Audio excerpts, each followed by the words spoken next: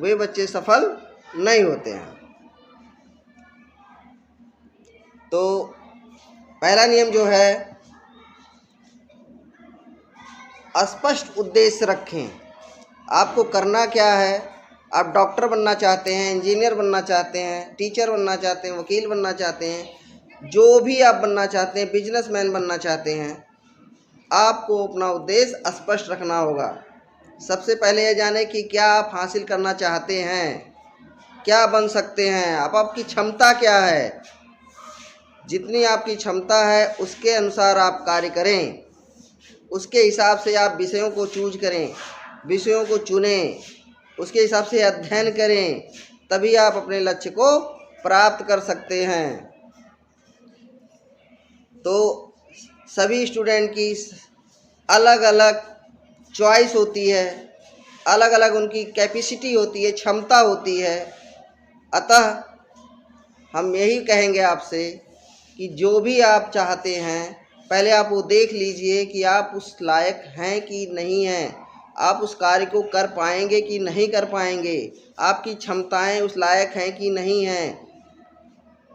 और तब आप अपना उद्देश्य बनाएं, डॉक्टर बनने का, इंजीनियर बनने का, वकील बनने का, बिजनेसमैन बनने का, टीचर बनने का, जो भी आप बनना चाहते हैं। तो सबसे पहले स्टूडेंट को अपने उद्देश्य को सामने रखना होना चाहिए। नंबर 2 है, समय का प्रबंध करें। समय दोबारा नहीं मिलता। अगर एक बार चला जाता है समय, तो समय फिर दोबारा नहीं प्राप्त होता है। अतः हम ये कहेंगे सभी स्टूडेंट से, सभी विद्यार्थियों से कि समय का प्रबंधन करें। ये नहीं जब समय हुआ तब पढ़ने बैठ गए, जब समय हुआ तो घूमने चले गए, जब समय हुआ तो खेलने चले गए।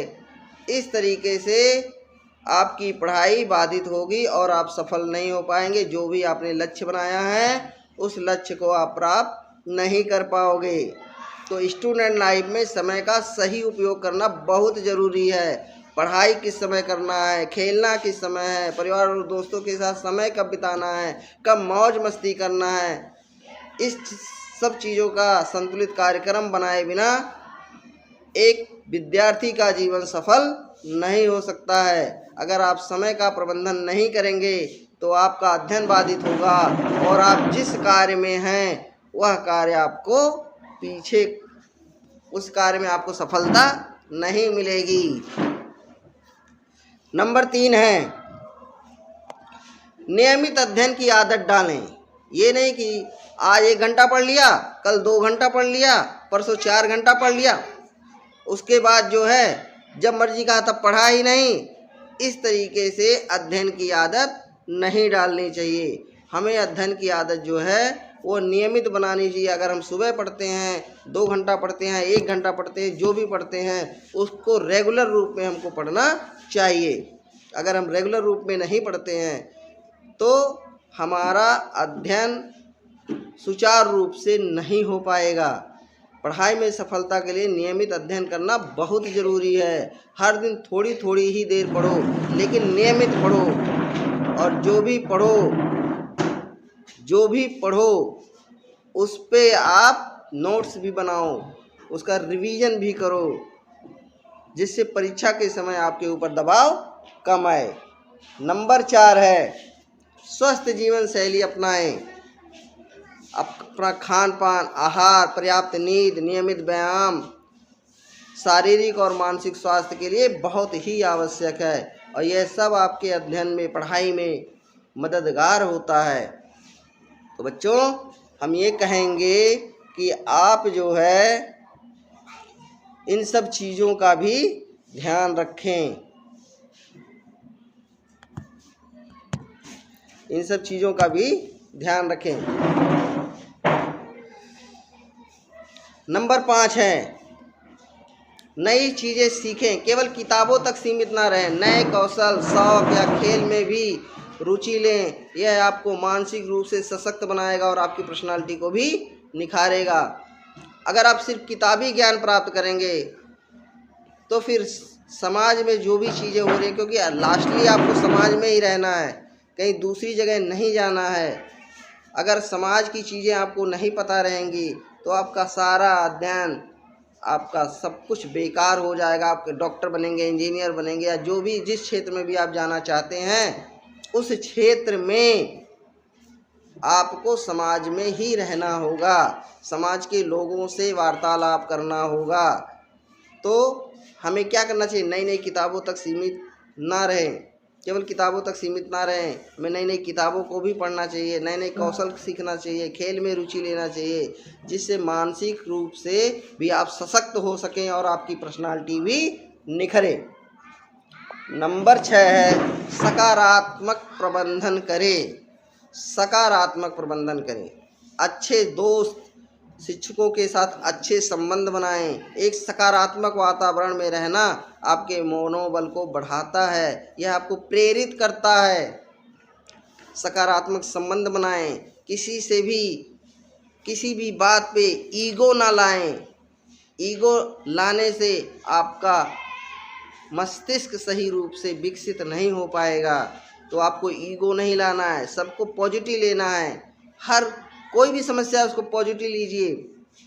अच्छे दोस्त और शिक्षकों के साथ अच्छे संबंध बनाएं। एक सकारात्मक वातावरण में रहना आपके मनोबल को बढ़ाता है और यह आपको प्रेरित करता है अध्ययन करने के लिए।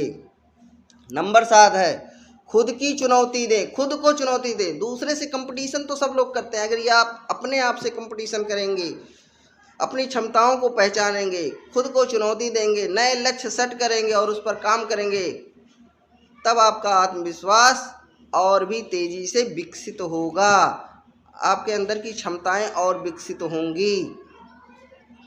तो खुद को चुनौती दिए। आपको पता है कि मैं यह काम कर लिया, थोड़ा सा उसमें इंक्रीमेंट कीजिए, थोड़ा सा उसको और आगे बढ़ाइए। थोड़ा सा और आगे बढ़ाने के बाद आपकी क्षमताएं और विकसित होने लगी और आप देखेंगे जो काम आप एक दिन में कर पा रहे थे अब वो 1 घंटे में हो जा रहा है। इस तरीके से अपनी चुनौतियों को, मतलब स्वयं से कंपटीशन कीजिए, दूसरे से कंपटीशन मत कीजिए, दूसरे से प्रतियोगिता मत कीजिए, अपने आप से ही प्रतियोगिता रखिए कि कल मैंने इतना किया था तो आज मुझे इतना करना है। धीरे धीरे आपकी क्षमताएं विकसित हो जाएंगी, आप जो एक दिन में करते थे वो 1 घंटे में करने लगेंगे। नंबर 8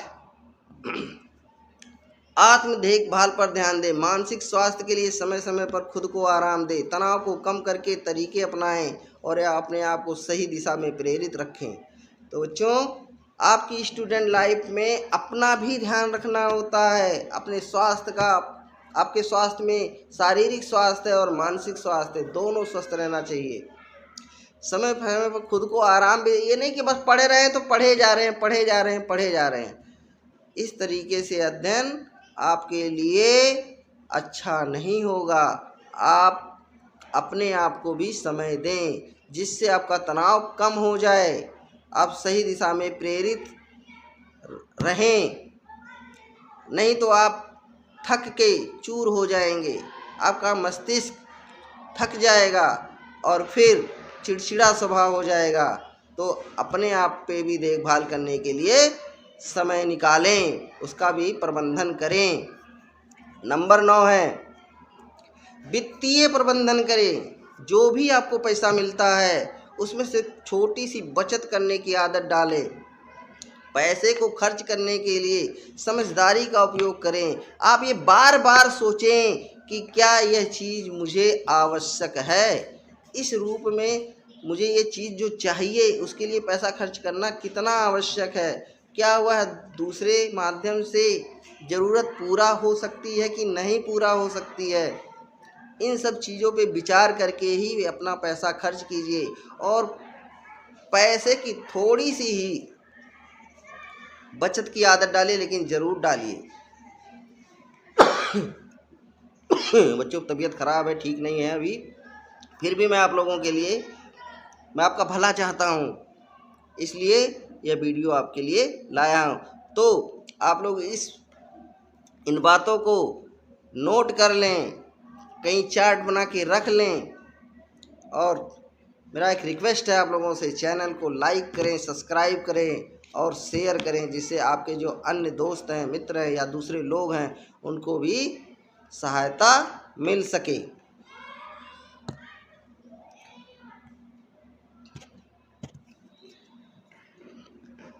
तो अंत में मैं कैलकुलेशन बताऊंगा, निष्कर्ष बताना चाहूँगा। स्टूडेंट लाइफ का समय आपके जीवन के सबसे महत्वपूर्ण साल होते हैं और इनका सही इस्तेमाल आपके भविष्य की नींव रखता है।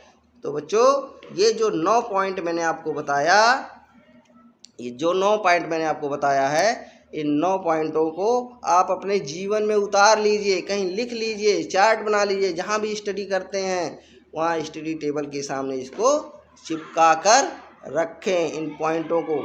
फिर से मैं एक बात बता दूं, स्पष्ट उद्देश्य रखें, समय का प्रबंधन करें, नियमित अध्ययन की आदत डालें, स्वस्थ जीवन शैली अपनाएं, नई चीज़ें सीखें, सकारात्मक संबंध बनाएं, खुद को चुनौती दें, आत्म देखभाल पर ध्यान दें, वित्तीय प्रबंधन करें।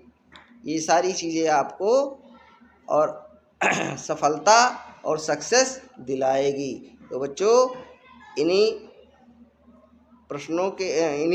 बातों के साथ मैं वीडियो को समाप्त करता हूँ। लेकिन दोबारा फिर मैं आपसे रिक्वेस्ट करता हूँ कि चैनल को लाइक कीजिए, सब्सक्राइब कीजिए। जो बच्चे नए हैं वो बच्चे सब्सक्राइब ज़रूर कर लें कि प्रतिदिन कुछ ना कुछ मैं आपको देने आऊँगा अपने चैनल पर। और शेयर करें जिससे दूसरों को भी इससे फ़ायदा मिले।